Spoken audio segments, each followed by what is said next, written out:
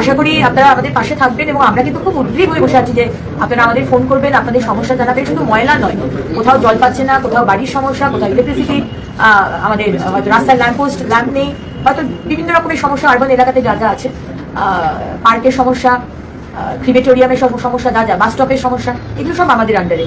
রাস্তার কিছু কিছু রাস্তা আমাদের আন্ডারে, তো আমাদের হয়তো রাস্তার সমস্যা। তাই এটুকুই বলার মুখোমুখি কিন্তু আমাদের মাননীয় মুখ্যমন্ত্রী শ্রী শুভেন্দু অধিকারীর নির্দেশে আজকে এই আরবান ডেভেলপমেন্ট নগর উন্নয়ন দপ্তর থেকে শুরু করা হলো আজকে প্রথম দিন।